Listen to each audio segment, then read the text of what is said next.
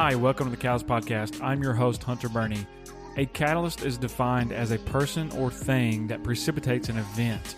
A catalyst is something that it participates in a reaction but does not get consumed in the reaction.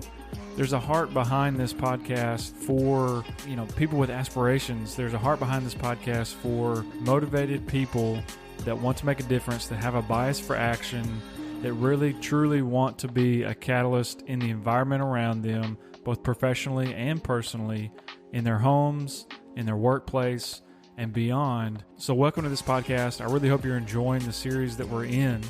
Welcome to this episode, and let's dive right in. Welcome back to the Catalyst Podcast. We're with the Lou Everett Group, specifically Lou and Sherry. If you have not listened to the first episode with Lou and Sherry, definitely go check that out. They have some great just tidbits so far, just looking at their background and just hearing their passion for what they've been through and their heart for leadership gets me going, and I hope it does you too. So here, as we go into this second segment, I want to keep kind of going with the narrative where we kind of broke at the end of the first, which y'all were talking a bit about just dropping some great sound bites on, the thought process of leadership, how you obtain, healthy culture, healthy transformation, things like that. I know that's really at the core of what you guys do at the Lou Everett Group. So I would love to hear more about, either kind of current things you're working on, or maybe some, case studies or something like that that really highlight, the impact that you guys are making. Mm-hmm. Oh, definitely. I love talking about the clients we've worked with. Yeah, we call our clients partners, because that's what we do. We partner with them in their success. If they're not successful, we're not doing our job well. And so we're partnering with them on that, because you see, our method relies solely upon using our experience and our methods and our training to gather the information and to make sure we use the right questions to help our clients, our partners, gain clarity from where they are now to where they intend to be. And I have a couple of examples here, quite a few examples of business owners that we continue to help, because our retention, we don't lose partners. We have seen our partners go from where they are, and then within 6 months to a year, gain a 200 to 400% increase in revenue and business growth. But because they put the work in and they followed the process. We've got one of our partners, Suzanne. She when she came to us, she was running her business on her own. She was by herself, a solo entrepreneur through and through. So she was ultra micro small. We have a heart for solo entrepreneurs that are looking to build their business where they have employees. We love that. Generally starting with about 3 years in business, and then 2 to 3 years, and then we'll go all the way up to the C-suite corporate level. Okay. But Suzanne came to us, and she was, she'll say it, but really out of sorts. Her business was picking up, but she had challenges with organizing priorities based upon what to take care of first. This is all new, right? These are things you don't really necessarily learn until you go through it. She was getting really busy where she needed to hire at least a part-timer, but she didn't feel she had the money to do it, the funds, but she had no choice because she had so much work to do. So she wasn't sure how she'd be able to make payroll. And by the way, she really wasn't paying herself. Wow. She wasn't making enough money to do that. Yeah. But she invested in herself and came to us for business coaching and consulting. And when she started with us, she had a client base of 4 people. She had 4 clients, 4. And within 4 months, she doubled that. Within 6 months, doubled it again. She's been with us now. We looked at this almost 3 years, and she's got over 30 clients Mm. one full-time person, and wants to hire 2 more part-time individuals. She has increased her profit by 500%, and her business growth has drastically changed. Yeah. Now, mind you, she's put a lot of work into this. Mhm. She's followed the process. She's been consistent, and she's the one that realized, I need a coach. Mhm. If there's something that I think that Sherry and I would have done way back in 2005 when we started our first business together, we'd have gotten a coach. We didn't. But that's just one example of one of our partners that have seen significant change and growth in their life, and not just in their business, but in their personal life too. Right. Because that's really where it begins. So that's one. Did you have one you want to Can I- share? Before Go you get ahead. into another story, I'm just Yeah. curious because I love that narrative, especially as I think through an individual. Obviously, she's really good at what she does, and y'all helped her unlock some things to kind of be able to have more capacity, or whatever the case may be, more scale. As she starts to add to her team, that's a totally different dynamic, right? Right. Trusting people, educating. So what has that conversation been like for her to not necessarily let go of the reins, but just kind of build out those responsibilities? Sure. Well, a lot of those conversations usually happen in the beginning Yeah. when we did turn, because one of the very first sessions we have with any of our partners is, okay, where are you now? What does it really look like? Where do you want to be? Mm-hmm. Let's say 10 years, right? Yeah. Let's say but not only where do you want to be? We're not talking about just regular goals here. What does it look like and what does it feel like? Let's just imagine if you're already 10 years from now, highly successful in your business, what does that success look like to you? Mm-hmm. And we outline what that success looks like and what it is that you want to achieve in that time frame. And then we begin to work backwards. Okay, so what steps do you have to take to get there? Mm-hmm. And then we begin to take one thing at a time.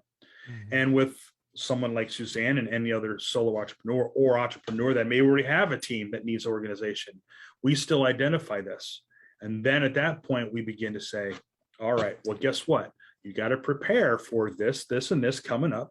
And in Suzanne's case, it was, well, you have employees, so there's a different dynamic there, right? And we had conversations with her about this. Okay, well, are you willing to separate look at your business instead of looking at it as a baby, looking at it as a machine?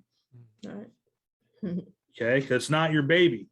If it's your baby, anyone who has children don't want their kids to grow up, right? We don't want our children. We want them to stay. Right. We don't want to vision them growing up. And they produce other things besides money.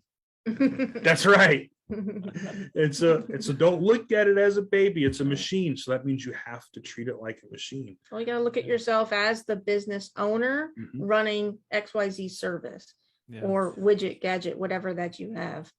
So that is a huge mind shift.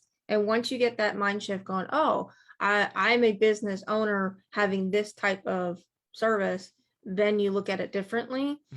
So that's a huge mindset that I know I've learned and tweaked, and I was like, oh, there's a separation, and it's just so different.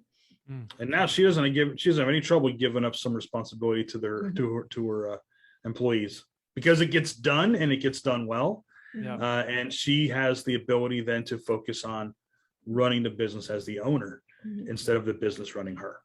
Yeah. No, I love how you kind of started to answer that question. We're basically saying, like, from the beginning, we're talking about current and future state, so that when we get to those milestones, when we get to that point where things are unlocked or the capital is available or whatever it is, we don't then have to create the plan. Like, we've already got the plan, we just execute.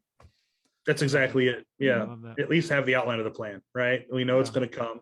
Yeah. And any of our partners come to us, we actually have another one that said, I think I got to hire somebody, but I don't know if I can afford it. Okay. Well, then how many clients do you have to bring in so you can afford somebody, right? What do you have to do to bring somebody in to do what you want them to do?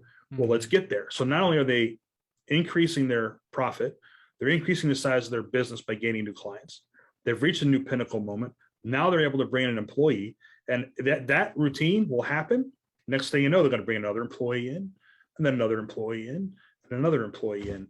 I've got a client now. We had him for he joined it. He hasn't even been with us a full year yet, and he came in. He has one employee, and they're electricians, and he has one employee who's a great employee. Before meeting us, I think the company brought in about $60,000 a year. That because only been in business 2 years. The year before we worked with them, 60,000 is what they brought in. Less than a year, they're on track to make 150.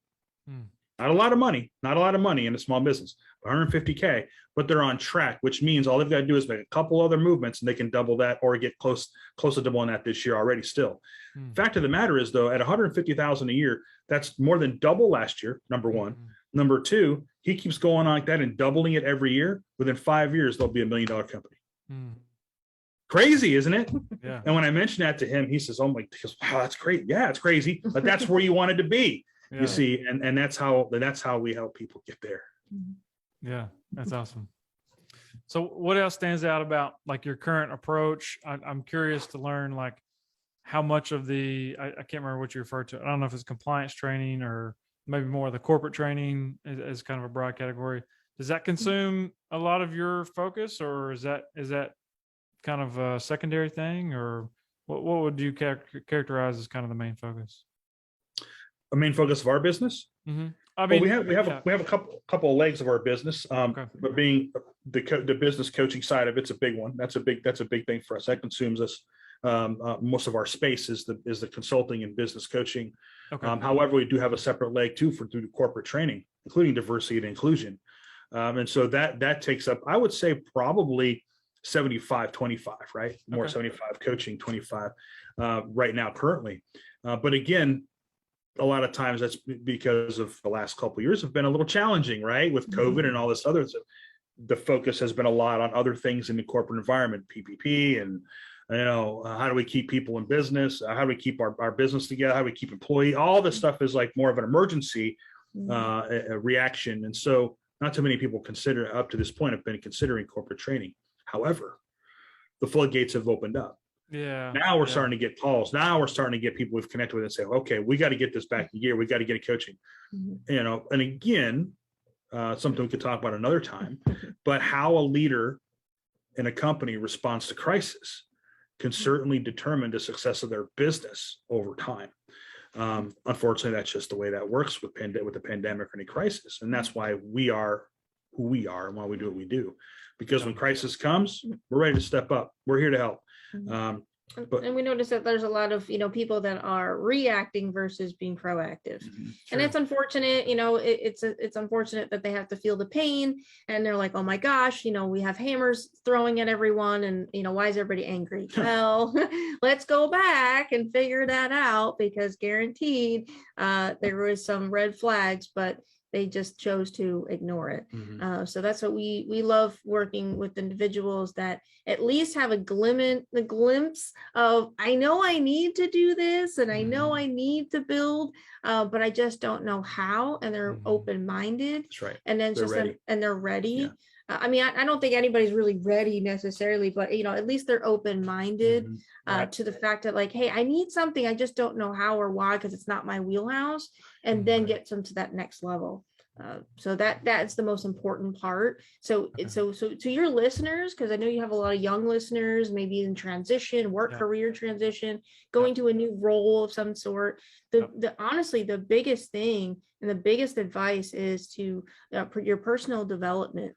Your personal development is key to, if you want to lead anybody, you got to lead yourself first. Yep. Starts there. It starts with ourselves. It starts with, reading a book. It starts with surrounding yourself with the right people. So there's little things that you can start to do today. And if you've never even picked up a book, you're not even a book reader. I was not a big book reader, but you find even just a few pages a day, wake up in the morning, have some type of routine that you can be consistent and read a few pages. And by the end of a few weeks, months, however, you'll be look at that. I read a full book. And put it into practice, right? Yes. Put it into practice. No shelf help. Yeah, exactly. You read it and you put it back on a shelf. No. Well, you can only give it the level of your own growth. As a leader, you've got to do that. And even if you're not a leader in a title, we're all leaders in some fashion, whether it's our home, ourselves, other people, the community, whatever it is you do. Even at work, if you're not a leader in title, you still can lead those that you work with by influence, right? And you can't do that if you're not developing yourself first. It's just not possible. That's, you don't know what you don't know, right?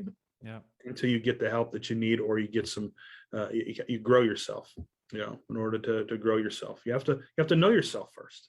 Thank you for being a part of this journey. Definitely subscribe, check out Be a Catalyst on Instagram and on Twitter. Also, don't forget to check out the YouTube channel, where you'll find videos in addition to the Catalyst podcast recordings that give a little bit more context around my heart for training, my heart for seeing early to middle managers and first-time leaders really thrive and be a catalyst in the organization that they're in the project that they are after, everything that goes along with that. So thank you for being a part of this. Tune in for the next episode, and remember, be you, be confident, be a catalyst.